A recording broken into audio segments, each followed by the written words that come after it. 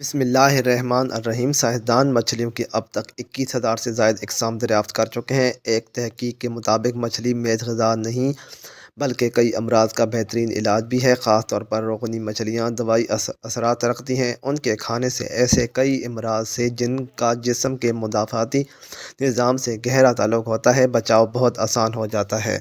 مچھلی میں جو روگنی تیزاب پائے جاتے ہیں وہ اومیگا کہلاتے ہیں۔ یہ تیزاب جسم میں ایسے ہارمونی اجزاء کی تیاری روک دیتے ہیں جو ہر قسم کے امراض، ان میں اضافے اور شدت کا سبب ہوتے ہیں۔ مچھلی کے روگنیات کی اہمیت و افادیت کا احساس تقریباً 70 برس قبل ہوا تھا۔ اس وقت یہ بات زیر غور آئی تھی کہ دنیا اور انسانوں کے لیے چربی مضر ثابت ہوتی ہے، تو آخر اسکیمو بے حساب چربی کھا کر امراض سے کیوں محفوظ رہتے ہیں؟ وہ قلب کی کسی بھی تکلیف میں مبتلا نہیں ہوتے، حالانکہ وہ بکثرت مچھلی کی چربی اور اس کا گوشت کھاتے ہیں، اور اس کے باوجود ان کے خون میں کولیسٹرول کی سطح نارمل ہوتی ہے۔ اس کی اصل وجہ یہ ہے کہ اسکیمو روزانہ جو سمندری غذائیں کھاتے ہیں وہ تمام کی تمام اومیگا 3 روغنی تیزابوں پر مشتمل ہوتی ہیں۔ ساحلی علاقوں میں رہنے والے افراد امراض قلب کا کم شکار ہوتے ہیں، اس لیے کہ وہ مچھلی زیادہ کھاتے ہیں۔ مچھلی کم مقدار میں بھی قلب کی محافظ ہوتی ہے۔ چند اقسام کی مچھلیاں مختلف رنگ بھی پہچان سکتی ہیں۔ آرچر نامی مچھلی انسانی چہرے پہچاننے کی صلاحیت رکھتی ہے۔ مچھلیوں کے کان انسانوں کے کانوں کی طرح باہر نہیں ہوتے، بلکہ ان کے سر میں 2 سوراخ ہوتے ہیں جنہیں اوتھولیٹ کہا جاتا ہے۔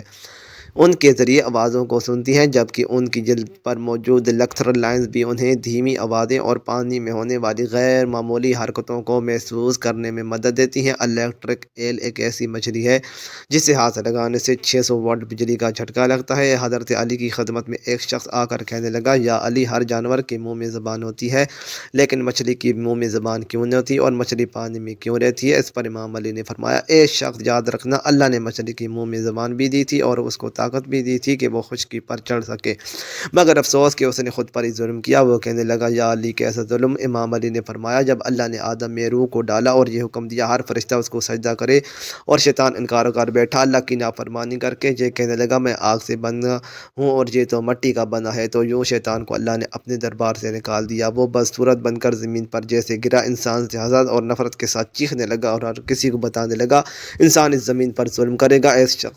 اس وقت مچھلیاں زمین پر بھی چلا کرتی تھی اور پانی میں بھی رہا کرتی تھی، اس کے منہ میں زبان بھی ہوا کرتی تھی۔ شیطان نے سب سے پہلے مچھلیوں کو بھٹکایا اور کہا کہ انسان جب زمین پر آئے گا وہ تمہیں زندہ اپنے خنجر سے کاٹے گا، اپنا پیٹ بھرنے کے لیے۔ مچھلی نے جب یہ سنا تو وہ سمندر میں ہر ایک آبی مخلوق کو انسان کے خلاف کرنے لگی، تو یوں اللہ نے مچھلی کے منہ سے زبان کو غائب کر کے اس کی جگہ وبال پیدا کر دیا اور یہ حکم نافذ کیا، کوئی بھی انسان تمہیں زندہ نہیں کاٹے گا، تمہاری حد قدرت نے پانی تک رکھ دی ہے۔